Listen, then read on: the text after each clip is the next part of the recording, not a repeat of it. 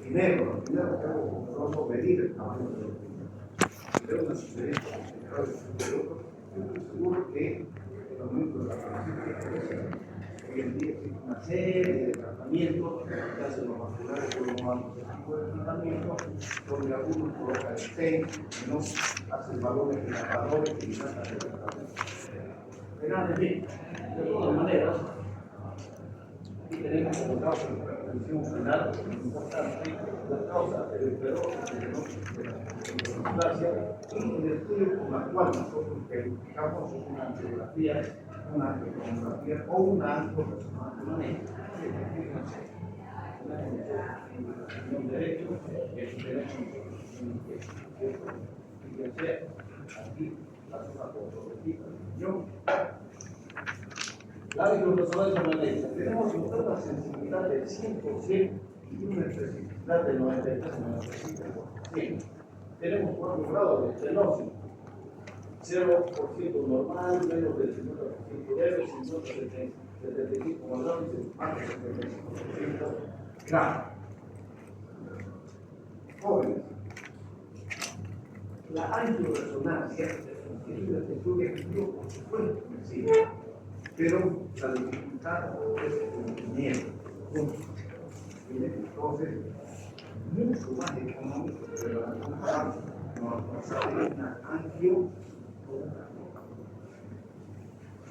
Eso no quiere decir que ustedes ponen una pregunta angioresonancia, perfecto, pero también se pone una angiotomografía, correcto. Y a medida que ustedes vayan acercándose a su internado, ya ustedes tienen que aprender a manejar con criterio este tipo de exámenes complementarios que se presentan en la rama neurológica. También la angiotomografía, entre otras patologías, utilizan mucho los neuromusculares, ¿cierto? Pero ya ustedes explican cuando se levantan esa materia. Fíjense, aquí tenemos una disminución de la arteria renal del lado derecho. Fíjense, no cambia el calibre de la arteria y el nacimiento de la arteria renal. Fíjense acá, el calibre aparentemente es normal, pero tenemos una zona entrenótica cuando se está viniendo de la arteria aorta, y está en lugar del estenosis. Eso es el aneurisma de las fístulas arteriales. El aneurisma, las clasificaciones accionales, visibles y intrarenales o intrarenales.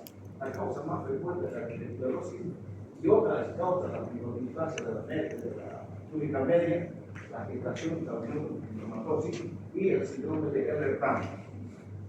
Fíjense, los intrarenales se asocian con poliartritis nodosa o enfermedad de Wegener.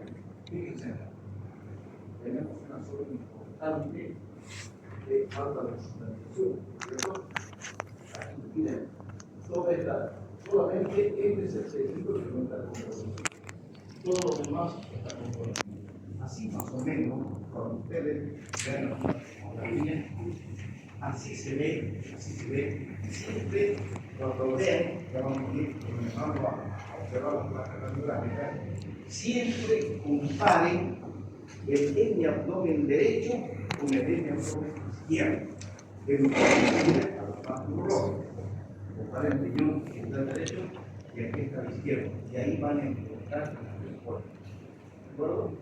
Aquí se debe tomar un pedacito del riñón, pero así más o menos se ve, tenemos acceso a una toma, fotografía.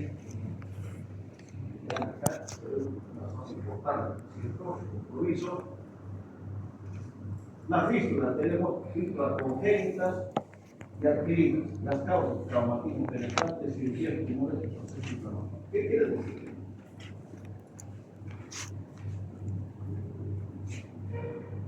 Cualquier herida punzante que se presente en el parénquima renal, entonces eso hace que se una a una arteria, cuando hay una vena, se suele producir una fístula arteriovenosa. Viene por un trauma. Antes, cuando había este tipo de fístulas, que notaban así este problema, la conducta era hacer nefrectomías parciales, retirar ese tejido, perdón. O sea, me explico. Y tenemos un riñón, si alguna zona estaba comprometida, se retiraba ese pedazo y se circulaba. Hoy en día, bendito sea Dios, ya prácticamente no se hace urólogo, prácticamente diagnostica, pero el que resuelve son los cardiólogos intervencionistas. Ellos entran a la colegial, entran a la aorta, llegan a la aorta, se entran por la arteria renal y con su catéter llegan a la zona de la fístula arteriovenosa y bloquean la fístula que realmente con cierto ángulo, con un balón, una sustancia pequeña, y se cierran. Sale la catéter y se acaba. Entonces es una maravilla las cosas que van apareciendo paulatinamente en la medicina. Fíjense acá. Un problema en el riñón, el riñón izquierdo. Acá, toda la zona está comprometida. ¿Qué pasa con la obstrucción de la vena renal? Ustedes saben que existen obstrucciones intrínsecas y obstrucciones extrínsecas. En un éter, les decía, suponiendo que crece un mioma uterino, ese mioma comprime el conducto ureteral, comprime y nos va a ocasionar una hidronefrosis. Entonces, puede ser esta obstrucción de la vena renal de origen obstrusiva, algún tumor alguna más que comprima la vena, no va a ocasionar una inflamación, va a haber una extensión directa, una trombosis de la vena renal, que es la vena primaria, trombosis de la vena cava inferior por una trombosis procedente de la vena pelvis, trombosis de la vena renal como fenómeno primario en lactantes y adultos en estado de hipercoagulabilidad. Jóvenes, cuando hay estas patologías, todos estos accidentes que presentan vasculares, tienen su manifestación, se muestra a través de la orina. A través de la orina y la sintomatología típica de estos casos, porque es muy bajo, puede. ¿Cierto? En este tipo de patologías el paciente presenta una molestia, un impacto, lo va estudiando, y a medida que va estudiando los criterios que hoy en día uno quiere que la mamografía no nos muestra, que nos va a mostrar, pero no nos va a mostrar con claridad, tenemos una tomografía, la tomografía es claro que se ve.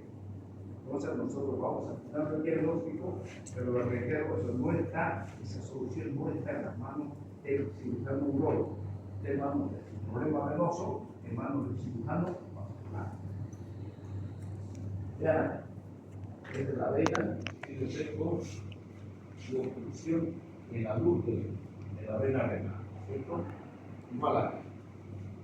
Y aquí necesitamos cerca la vena cava, por lo menos. Enfermedades de patología del ureter. Entonces, aquí tenemos el riñón, aquí tenemos la pelvis, este es el ureter, ahí tienen cuatro puntitos con un carro, ¿cierto? Entonces, ¿por qué puede obstruirse un calvo o un ureter? Perdón. Por un cambio ureteral, una liviana, tumor de vía excretora puede presentarse, si crece un tumor dentro del ureter, dificulta la salida de la orina y como consecuencia nos presenta una hidronefrosis, ¿cierto? Y otra patología, incluso con cambios inflamatorios importantes a nivel del ureter, es la esquistosomiasis, donde ocasiona una contractura del ureter. Son las tres patologías que nos causan una obstrucción de ureter. Entonces, tenemos, ¿cuál es otra obstrucción ureter extrínseca? Un estreñimiento grave. He visto pacientes varones con retención urinaria de líquidos por fecaloma. El fecaloma, ¿saben lo que es el fecaloma? ¿Cierto? Conviene tanto la materia fecal al trigo, ¿no? ya se crearía tuberculosis. Los miomas uterinos también causan una dilatación por compresiones físicas. Aquí los trastornos ginecológicos, síndrome de la vena ovárica derecha. Este es un caso interesante. Yo siempre supe que existía, pero nunca había visto, hasta que apareció una interna brasilera. Cada que le venía su periodo menstrual, la vena ovárica se crecía tanto que comprimía extrínsecamente la mujer, como consecuencia se acercaba con el ella sabía, cada que tenía su periodo menstrual, ustedes van a escuchar en el bulbo, van a escuchar en Europa, van a escuchar a sus compañeros o amigos que ya han pasado. Los cirujanos les preguntan a las mujeres cuando la cirugía no es urgente, por ejemplo, una cesárea programada, o perdón, una cirugía de algún quiste ovárico que tengan que operar. Les preguntan, ¿estás cerca del periodo menstrual? Y dicen, sí. Entonces, esperemos que pase. ¿Por qué? Porque el dolor que presentan las mujeres en el periodo menstrual se debe a la constricción pélvica.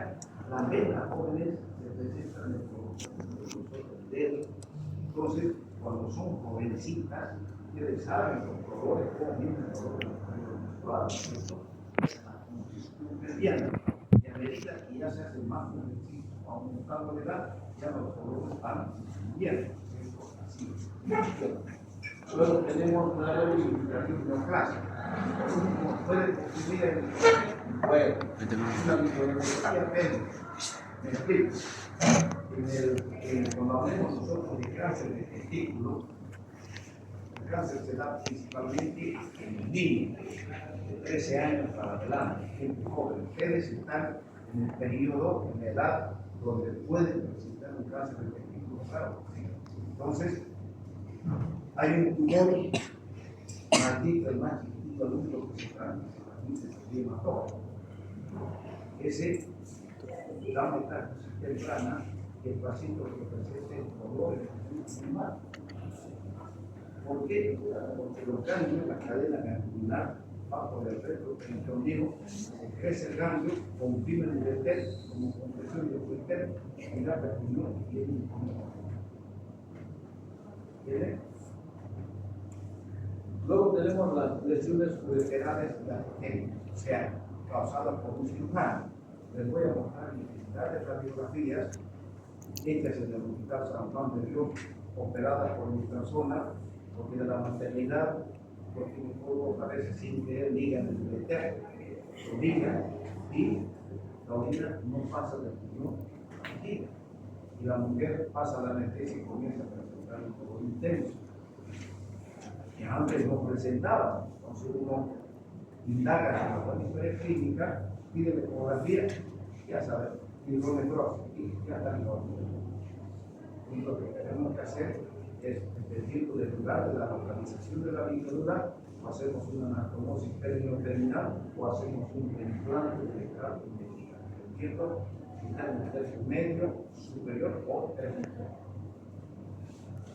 Tenemos otra causa de la compresión ureteral extrínseca, tenemos la fibrosis retroperitoneal o enfermedad de Horn. Aquí está, la fibrosis o la enfermedad de Horn.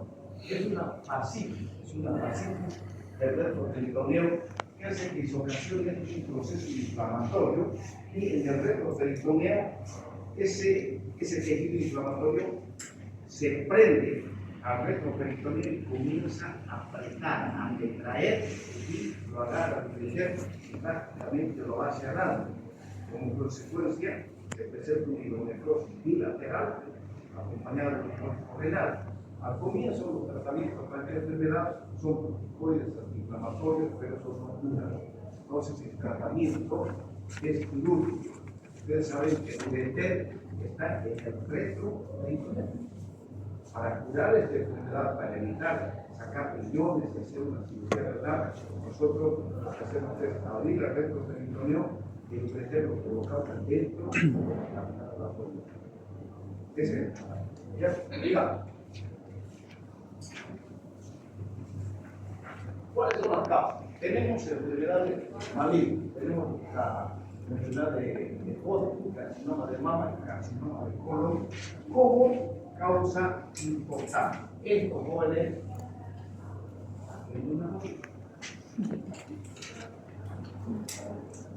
sacarlo no puedo. Causa medicamentosa, la metixanquina, no se utiliza en Ah, fíjate, salió. la migraña. Y raras veces son de causa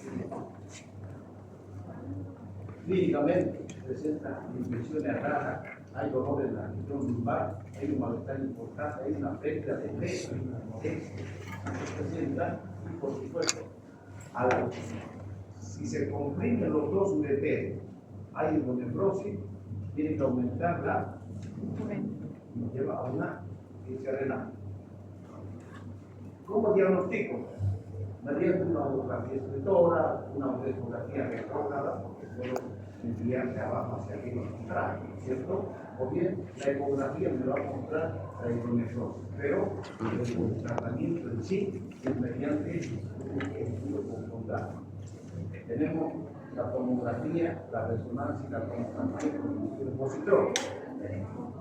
El tratamiento. Y fin, se habla con algunos casos, algunos de una regresión espontánea, pero es muy difícil, generalmente el tratamiento es quirúrgico.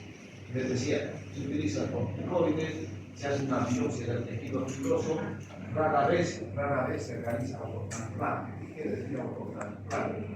Si tenemos una fibrosis importante, muy grande, el ureter, que le dañó el ureter, yo puedo cortar ese ureter, disminuirlo bajo y lo ventilando mucho más abajo y muy fácil. Puede hacer, claro que sí.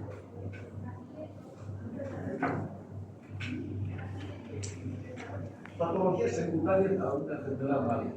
La obstrucción ureteral asociada a la enfermedad maligna fue un proceso terminado. ¿Por qué? Porque primera vez, los primeros estudios vieron que todo tumor, todo cáncer, abraza al ureter, la agarra, lo envuelve como causa hidronefrosis. Y hemos dicho que antiguamente utilizaban mucho los analgésicos, los calmantes. Y hemos dicho que toda obstrucción aguda se acompaña de un dolor intenso. El dolor crónico, la obstrucción crónica, deja de poner y ahí es donde comienza la reducción del riñón. Debido al mejoramiento del diagnóstico fue mejorando el tratamiento. Entonces, fíjense, tenemos aquí un ureter normal y aquí tenemos un ureter dilatado, ¿cierto? Si hay una dilatación importante, yo no voy a poner aquí un estacionado, porque este es una pieza de tórax. Esto es contraste, entonces quiere decir que esta región está vivo. No lo voy a decir nefrectomía, no sé. Se hace una anastomosis, una obstrucción del tercio superior, se hace una anastomosis terminal, es el tratamiento. El objetivo del tratamiento es dejar el tracto urinario intacto o permeable y provocar una menor movilidad del paciente. Ahora tenemos las enfermedades adquiridas de la vejiga. Fíjense, la cistitis intersticial o úlcera de Crohn. ¿Qué es la cistitis intersticial? Es la patología del propio, generalmente alto porcentaje presenta las mujeres maduras. Me refiero a mujeres de 45, 50 años comienzan a presentar estos problemas. ¿Y cuál es la sintomatología? Ustedes saben que a medida que la vejiga se va llenando, todos sentimos que algo ya, el sentido que la vejiga tiene un como hemos dicho que es un reflejo voluntario de la acción, no vamos a opinar. Pero ¿qué pasa cuando hay cistitis intersticial? A medida que la vejiga se va llenando, comienza un dolor intenso en el lugar de la mujer, que solo se alivia con una fricción. Entonces, la mujer, a medida que va sintiendo dolor, va, orina y piensa que con eso ella está controlando su patología y no es así. ¿Qué se llama? ¿Cómo es la cistitis intersticial? Fíjense, normalmente la mucosa es así, la mucosa bonita, dentro de la vejiga, pero cuando hay cistitis intersticial, cistitis, itis es sinónimo de un proceso inflamatorio. Entonces, se provoca una lesión, una úlcera en la vejiga que luego cicatriza. Al cicatrizar la úlcera, ese tejido perdió totalmente su distensión, ya no se distiende. Entonces, pero no va a presentar solamente una úlcera. Mientras este está cicatrizando, ya cicatrizó, va a presentar dolor. Entonces, son úlceras en diferentes en diferentes partes de la vejiga y mientras unas se están abriendo, otras se están cicatrizando. Pero la consecuencia es que se fibrosa el tejido vegetal. Entonces, a medida que se va comprometiendo la vejiga, va perdiendo su capacidad de distensión. Y al perder su distensión, quiere decir que la mujer, a medida que se achica su vejiga, tiene que aumentar la frecuencia intestinal. ¿No es cierto? Pero lo importante es el dolor. El dolor es prácticamente es la que nos va a llevar al diagnóstico la edad de la mujer. La edad de la mujer. En ustedes, eso no sé, pero sí, personas de 40, 42 años, 45, generalmente, aunque medicina nunca nada es 2 más 2, 4. La medicina no es. Ya, bueno. Fíjense, hay una obstrucción de los vasos linfáticos vesicales secundaria a una cirugía o una infección. Puede haber una tromboflebitis complicada, puede ser un problema intrínseco prolongado secundario a una vasculitis, puede ser colitis inmunológica, hay factores inmunológicos que causan de células cebadas y puede haber un trastorno nervio-inmunológico. ¿Qué vamos a hacer? ¿Cómo vamos a solucionar? Fíjense, se presenta una inflamación importante, hay una liberación de endotelios, se activa la secreción inhibidora de las células cebadas y a medida que va aumentando el cambio, la capacidad de la vejiga comienza a disminuir y la mucosa se va adelgazando. Esto se presenta histológicamente, mucosa adelgazada, capilares de química roja que están incomunicados. Esto no lo voy a contar. De todas maneras, hay una clínica en la mujer. La paciente está tensa, ansiosa, puede haber una historia de alergia, es frecuente la colaturia, el aumento de la frecuencia muscular, ¿cierto? Puede haber una hematuria microscópica, sí, pero lo importante es el dolor suprapúblico y el dolor de la uretra o a nivel del perímetro. Toda esta zona se llena de dolor. Existe una sensibilidad importante en la región prevesical y en la hipersensibilidad en la zona suprapública. ¿Qué va a haber? Puede haber una hematuria microscópica y las pruebas de la función renal son normales, mostramos que tiene una creatina normal, pero puede haber una microhematuria. ¿Por qué? La urografía generalmente son normales, pero podemos hacer una cistografía donde la cistografía se puede observar reflujo, puede haber. ¿Por qué? Porque la vejiga está disminuyendo de tamaño y va a aumentar la presión intravesical. Y eso va a ser una posible causa para que haya alergia. Pero lo importante es el dolor. ¿Cómo nosotros diagnosticamos? Lo importante es una cistoscopía. La cistoscopía es decir, el cistoscopio es un soldadito donde nosotros, si observamos que hay un dolor intenso, tenemos que hacer una cistoscopía. Al entrar dentro de la vejiga, se observa la calidad, el color de la mucosa, observamos los meatos, y a medida que el suelo está ingresando a la vejiga, nosotros vamos observando 250, 300, y si la mujer no siente nada, estamos tranquilos, ¿cierto? porque no hay ningún problema. Pero cuando existe la asistencia especial, ya a medida que van entrando los 300, como la mujer, claro, uno tiene que hacer una anamnesis minuciosa de la paciente. ¿Por qué? Porque, ya les reitero, no es porque ustedes son mujeres que ya han tenido hijos, ya han tenido cirugías anteriores, llámense cesáreas, cirugía por otras patologías ginecológicas, en fin.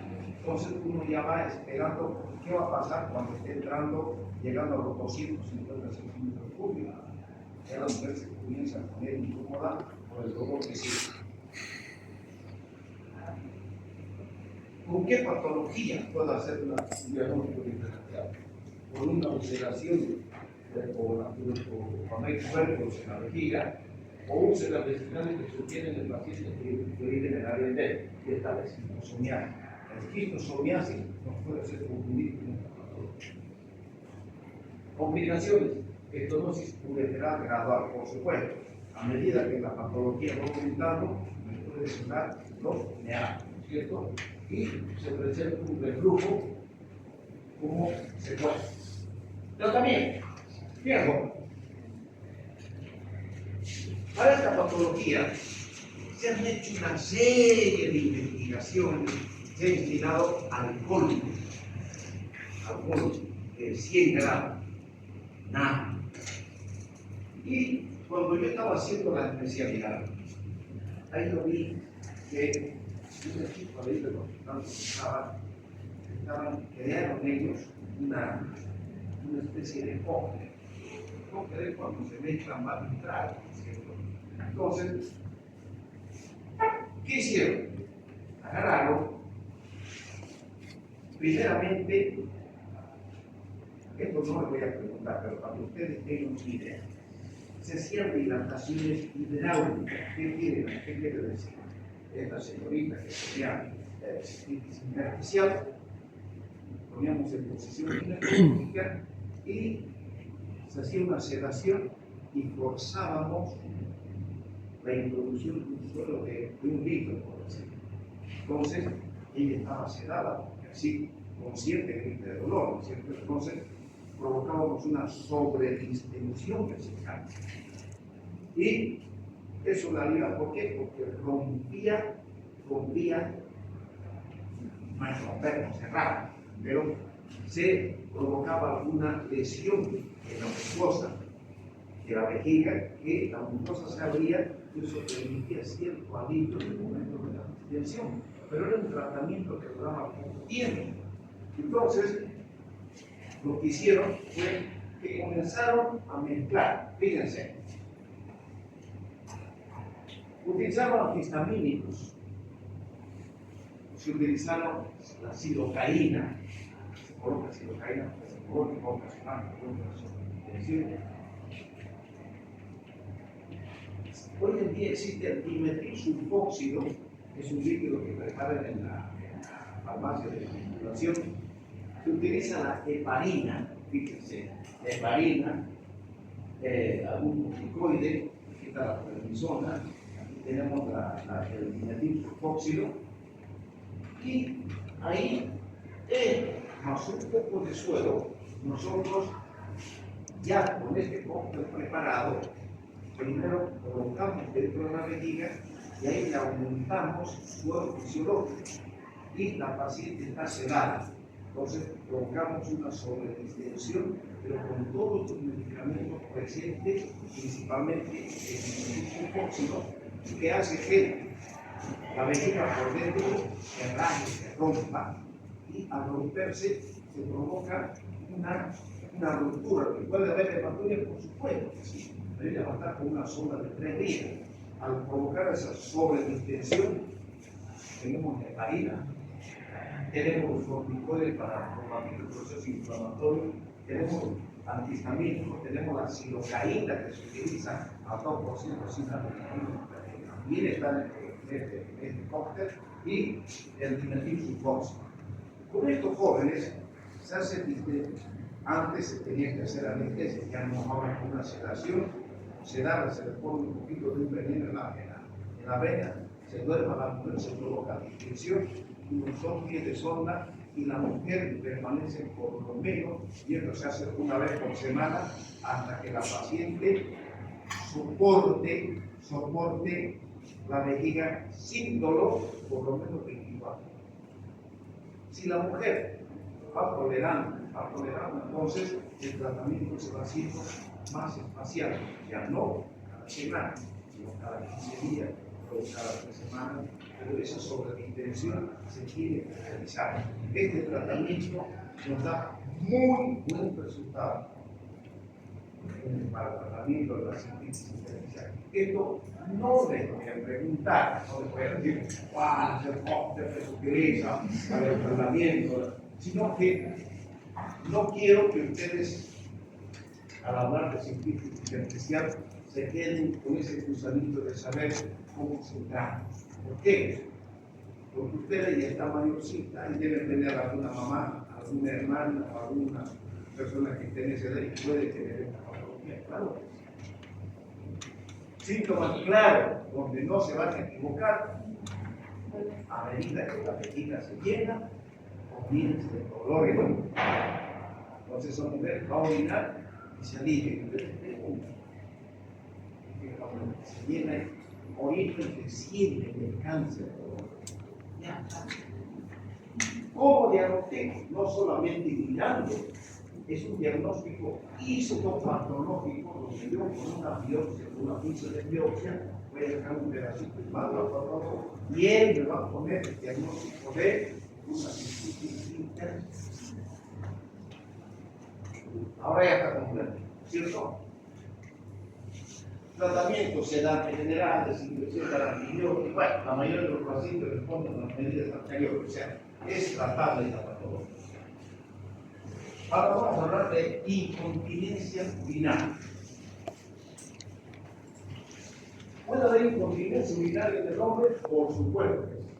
Aquí tenemos nosotros el cuello vesical, es el esfínter, es el esfínter liso que está en el cuello de la vejiga. Pero hemos dicho que el que manda es este, el esfínter es ya. Cuando hay una incontinencia urinaria, cuando hay una lesión de esfínter. Yo, por ejemplo, al hacer una resección endoscópica de próstata, lesiona el esfínter externo, que Dios no lo quiera, nunca lo he ocurrido, el paciente queda incontinente, es una complicación terrible al urólogo y al paciente. ¿De acuerdo? Entonces, en las mujeres también puede haber incontinencia urinaria, claro que sí. La incontinencia urinaria es esfuerzo de mujer. ¿Qué pasa? ¿Por qué incontinencia urinaria de esfuerzo? En la mujer, cuando no tiene próstata, aquí tenemos el piso pélvico. El piso pélvico es como una herida. Es un tejido, una tela que soporta a ustedes. Porque su útero de ustedes está intraabdominal. Entonces, del cuello vesical incide el piso pélvico. El piso pélvico, reitero, está soportando la vejiga, soportando al útero.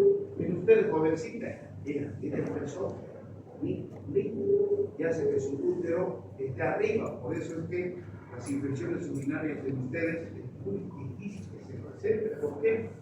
Porque cualquier bacteria que entra por la vagina tiene que llegar hasta allá arriba.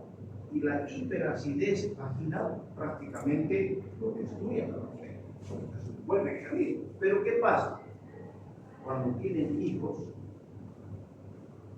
nosotros éramos 9 en la familia, entonces imagínense, pobre y madrecita, el cuello o la vejiga, el cuello, está bajando. Y a medida que va descendiendo el piso pélvico, desciende el útero, desciende la vejiga. Y la mujer, nuestras mamás, ustedes pregunten mamá, cuando posee estornudas, ríes a carcajadas, avanzadas, una cosa pesada, no se te escapa la orina.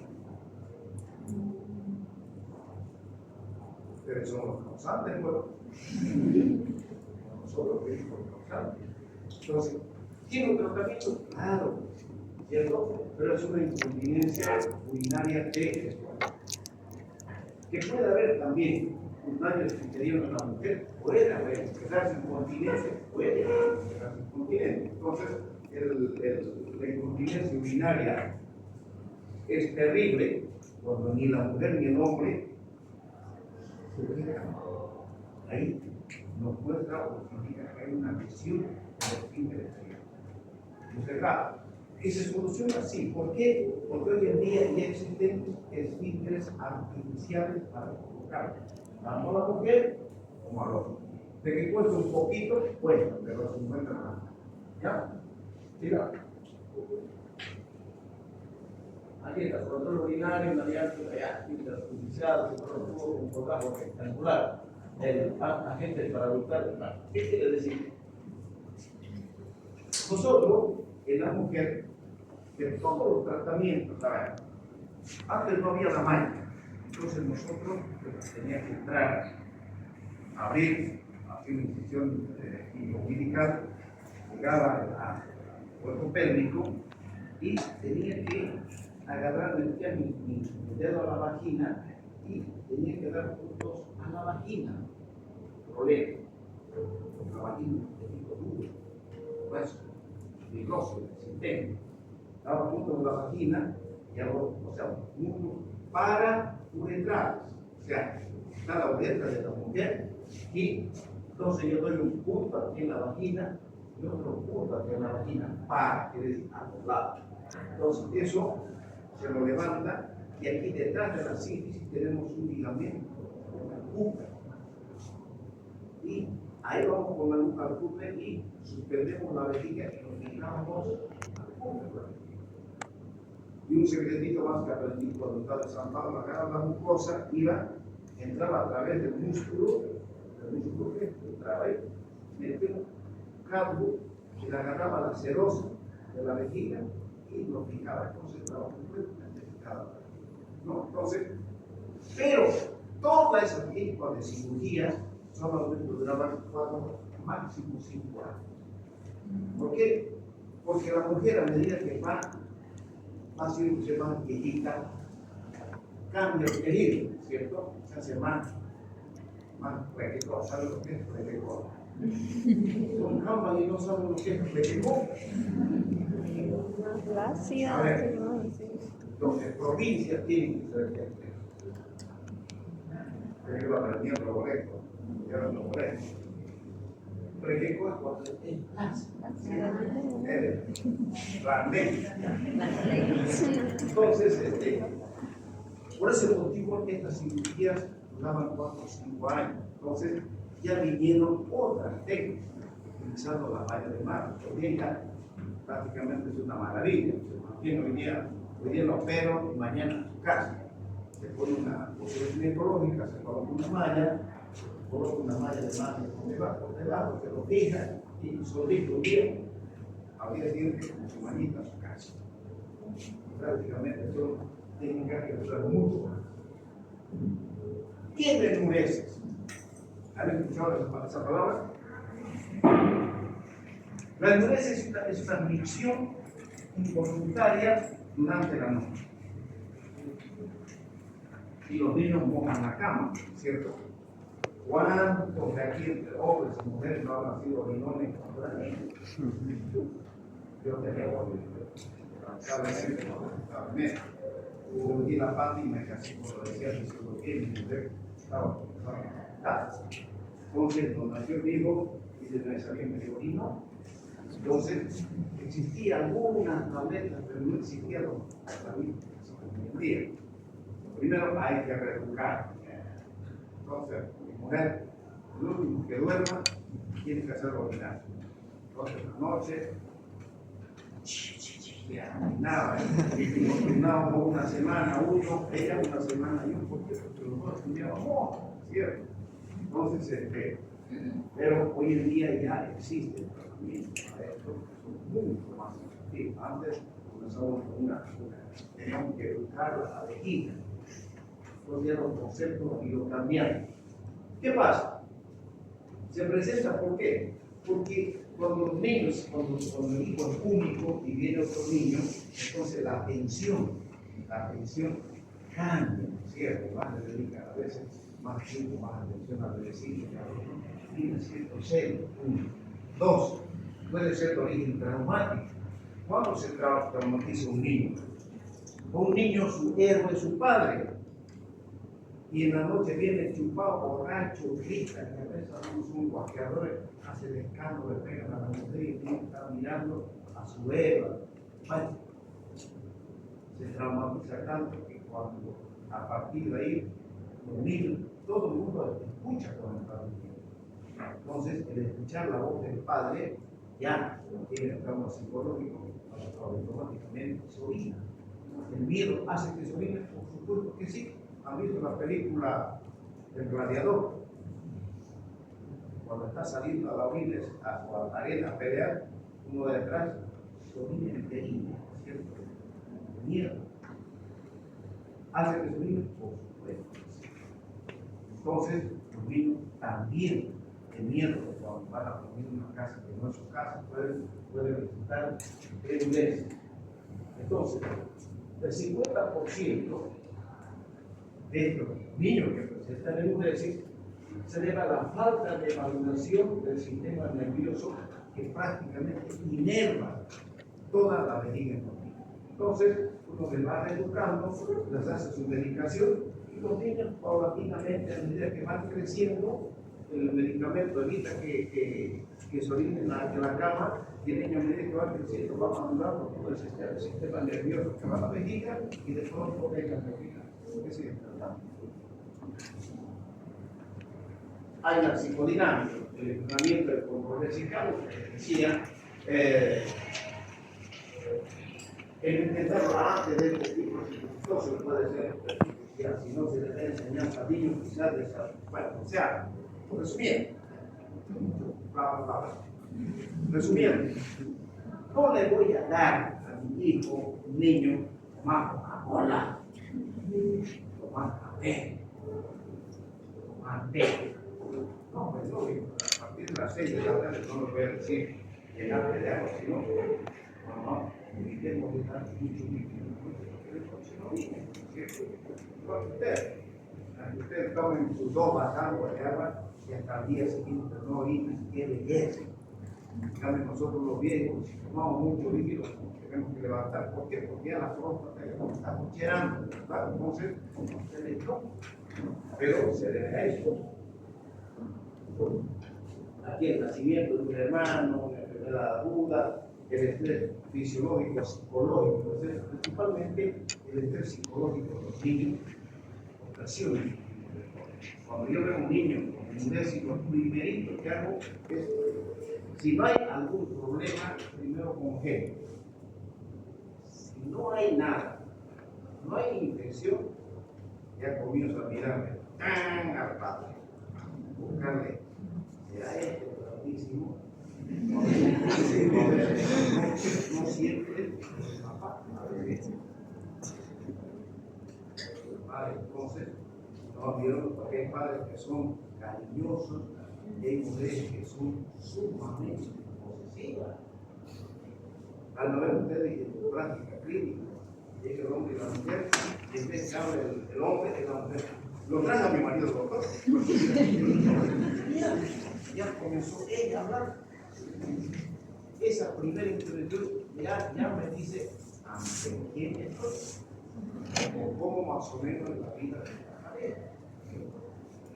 Entonces, y hay otras cosas que uno observa.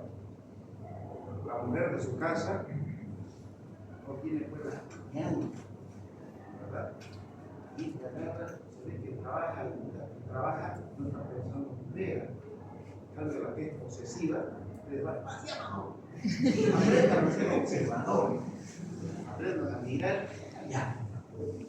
Observen y así aprenden. Van a ver que esa persona dominante, la uña impecable, bien pintadita, por supuesto, bien pintadita, bien pura. Pobre cama, el marido ahí, jóvenes, Y ahí uno comienza a observar qué pasa en la pareja. Uno tiene que hablar en pareja, decir, bueno, señora, ¿qué pasa? Esto no tiene nada de mí, nosotros somos ustedes, ¿saben? ¿Qué está pasando? Bueno, uno tiene que encontrar la cama porque a eso vinieron, ¿verdad? Bueno, clínicamente hay ansiedad, por la lluvia, capacidad física disminuida, los niños mojan la cama. La capacidad física disminuida, eso se puede presentar si tuviésemos frente a un problema neurológico. Ya, eso es otra patología, ¿cierto? El examen general normal, los estudios urológicos son normales, pero hay se puede hacer una retroscopia, o sea, se tiene que estudiar minuciosamente al niño, pero clínicamente existen pautas que nos hacen presentar, que nos hacen imaginar esto.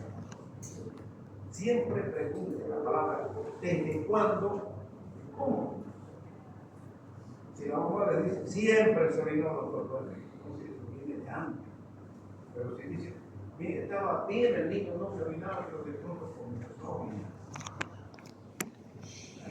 ¿Qué está pasando? Ustedes tienen que tener la suficiente imaginación para ver qué puede pasar con ese niño.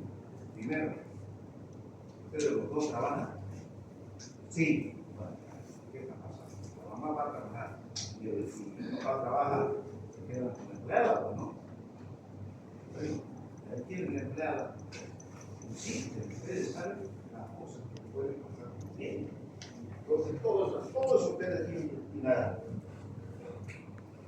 Diagnóstico diferencial, por un cuadro obstructivo, una estenosis ureterostal, puede haber infección o una enfermedad neurológica. Estos son diagnósticos diferenciales de la enuresia. Tratamiento. O sea, después de la cena, evitar los líquidos, para vaciar la vejiga, 1 hora antes de acostarse. Y el niño tiene que ser, se lo despierta, o sea, así como despertaba la mañana. Te toca a vos, a mi mujer. Despertábamos a las 3 de la mañana y luego a las 6.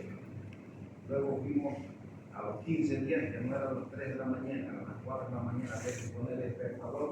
Terminaba a las 12, a las 4 y a las 6. Luego a las 12, a las 5 y hasta que fuimos a la cama. Pero no había los medicamentos. Aquí está. La imipramina o el tofranil. Esto no les voy a preguntar. A mí me interesa.